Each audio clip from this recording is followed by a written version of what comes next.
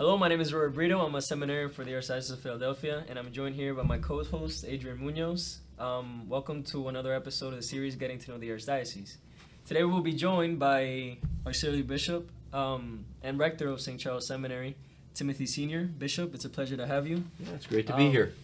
And we will be discussing a little bit your role as Rector and as Auxiliary Bishop and how you balance the two, and also if a little bit more detail as to like what goes into seminary formation and how you help seminarians be the priests of tomorrow.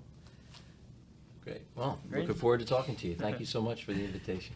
Yeah, thank you for being here. So Bishop, the first question I wanted to ask you was, what exactly are your responsibilities as an auxiliary bishop? As an auxiliary bishop, it's kind of like being, an assistant bishop to the archbishop. It really is, in fact, what it is. There are four of us currently in the archdiocese. I happen to be the senior auxiliary bishop because I've been a bishop the longest. So that means auxiliary bishop senior is the senior auxiliary bishop. I thought you'd think that was funny. No, that's good. All right. So I went from being Monsignor Senior to being the senior auxiliary bishop. What we do actually, we're ordained bishops. Everybody's sort of equal in that, in the sense of the having received the sacrament of holy orders in that way, right. And we're each entrusted with an area, usually an area of a share of governance in the archdiocese. It's up to the archbishop to determine what that is. So some of my brother auxiliary bishops have a region of the diocese that they oversee, as well as an administrative duty.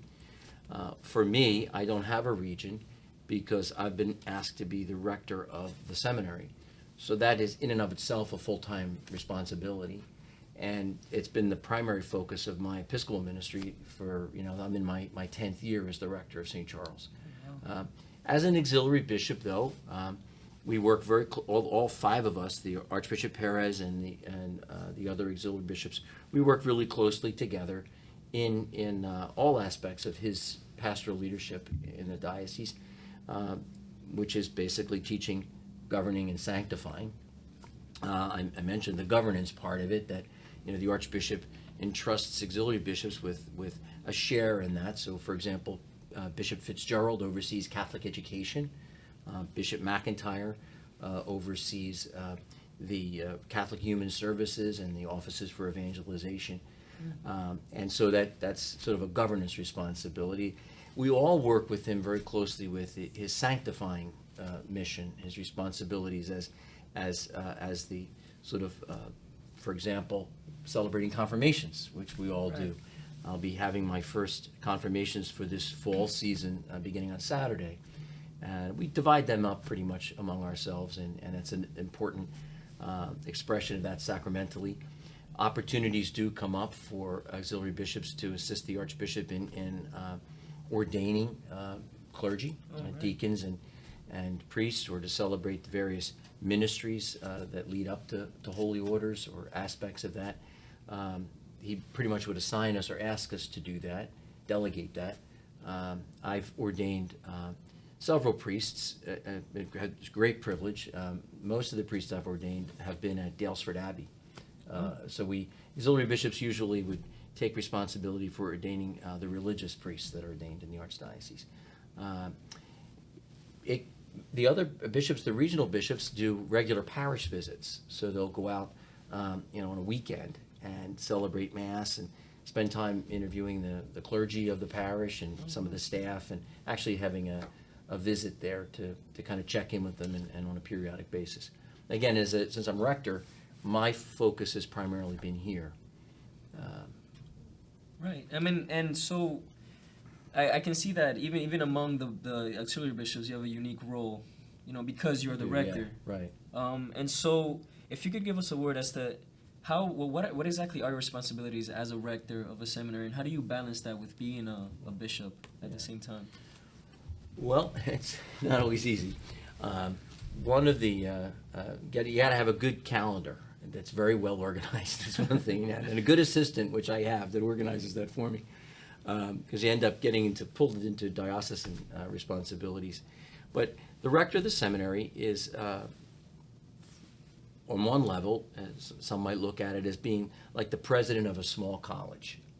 The seminary is that. It's an academic institution. We're actually the oldest institution of higher education, Catholic higher education, in the Archdiocese, founded in 1832. So we have accreditation like any other college does that we have to go through, and as you know, courses and academic obligations. So on one level, I have a lot of the responsibilities that I would have if I was the president of another small college, Rosemont or Cabrini or one of those places, in terms of overseeing, working with the faculty, overseeing the accreditation, looking towards fundraising and development, which is a huge part of what I have to do.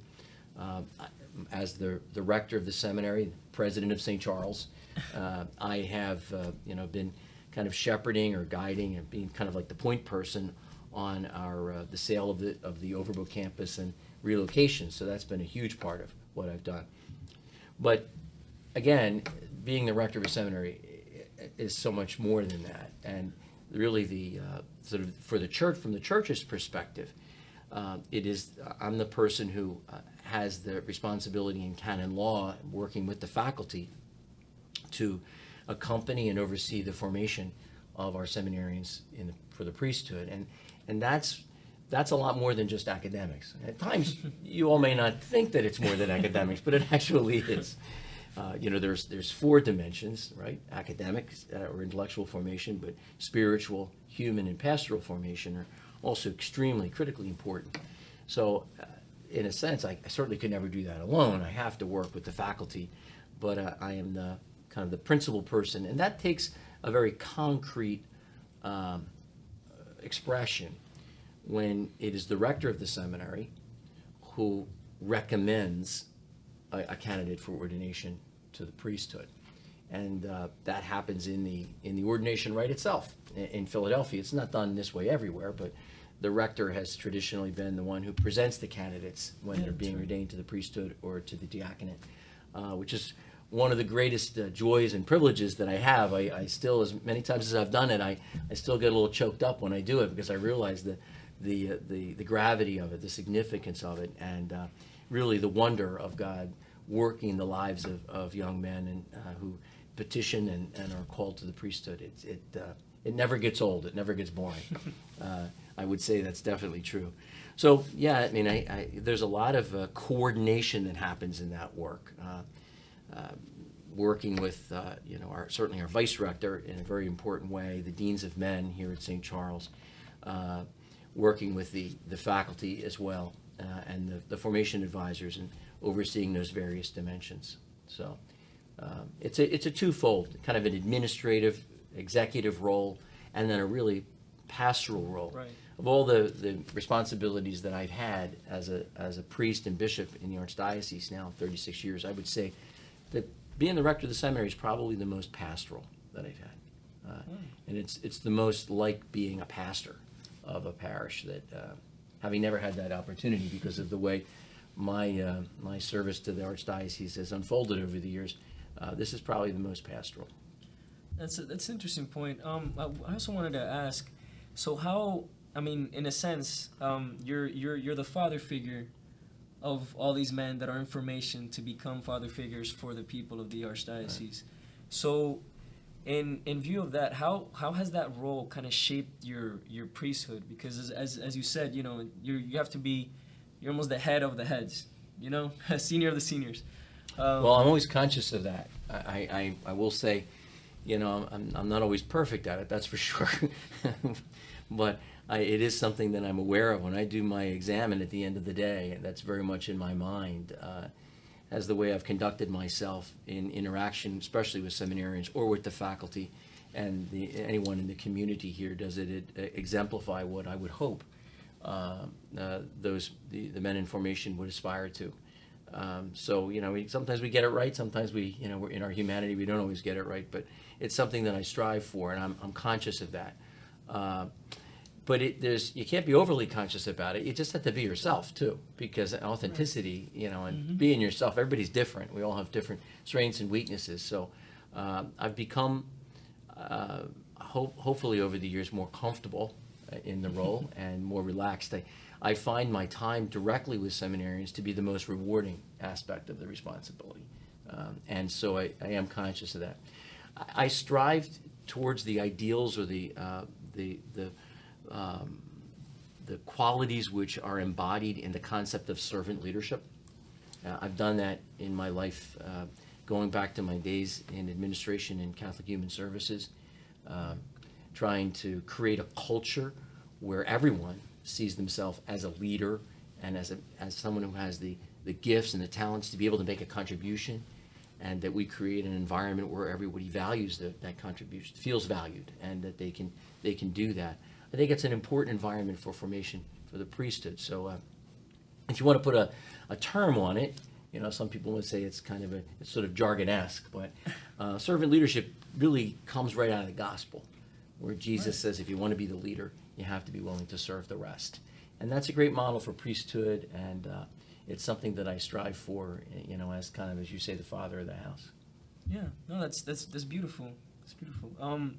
And Bishop, so, it's needless to say that the culture that you're forming the seminarians to be future priests in is very much become more secularized from when you were ordained in the previous generations. And in these new challenges that the church, as a universal church, is facing, how do you cope, or how do you, as the rector responsible for forming these men, how exactly do you cope, or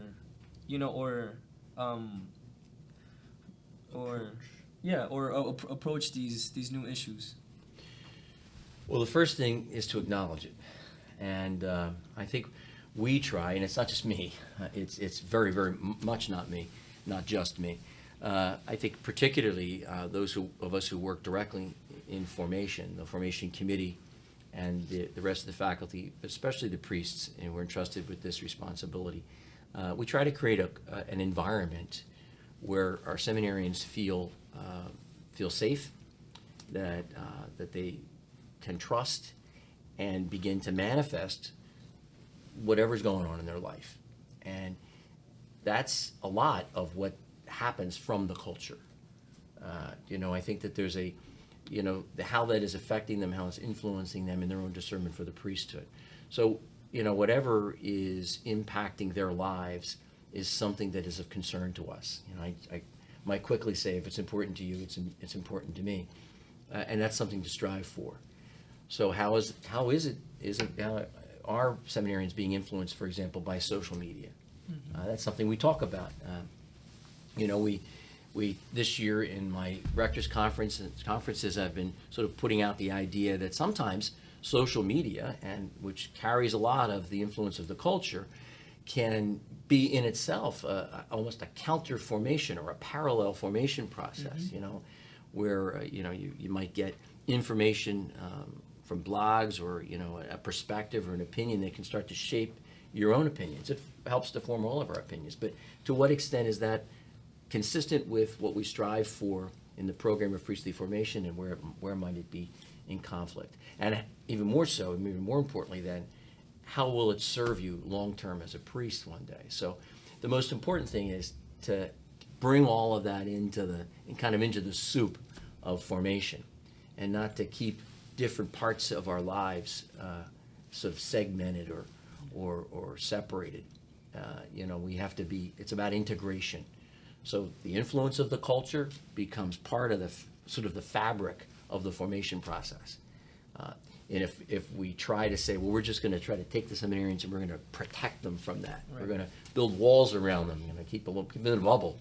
First of all, it won't work, and it certainly will be not healthy, because that's the culture that you're all one day going to be out ministering in, and it's really important to understand it, and it's really important to engage it. We just, in seminary work, we just want to try to create the connections so that we're helping you.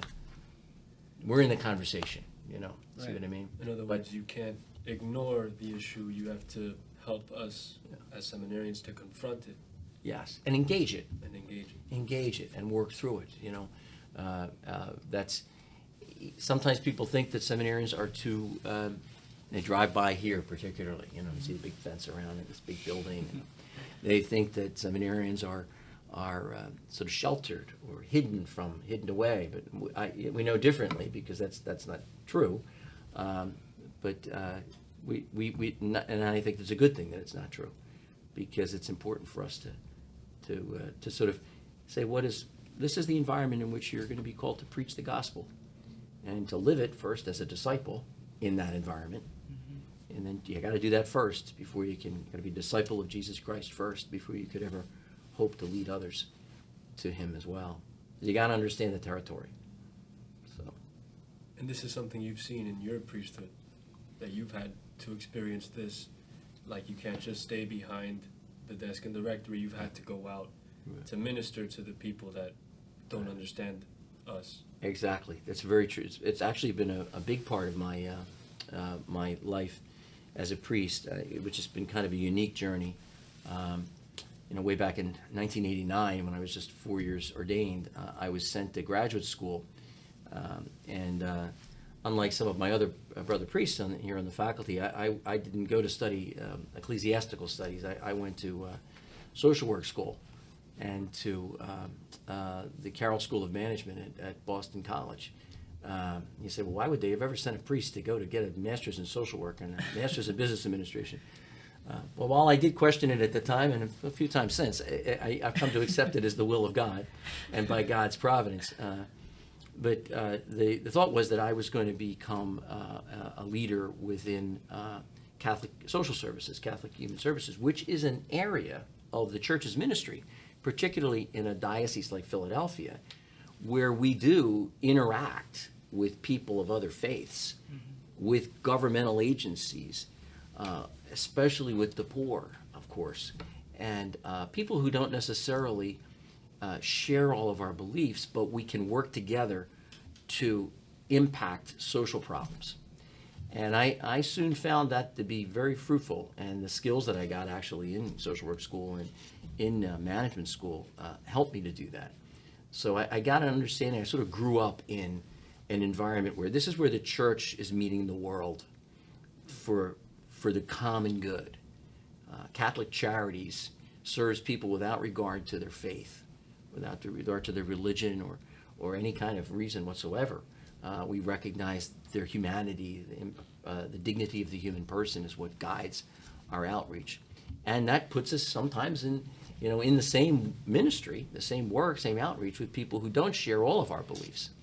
But they're great conversations and great opportunities. So over the years, I worked with government officials, particularly in the counties of the Philadelphia area, because we were contractors of them, they were paying us to carry on services. Or I served on for about 10 years on the United Way board for the United Way of Southeastern Pennsylvania.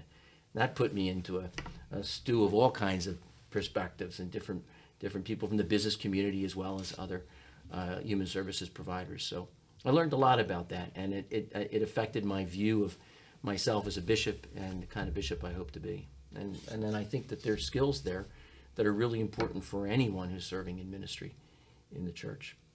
Engage with others, especially those, at times who don't share our faith, because that's where we're proclaiming the gospel.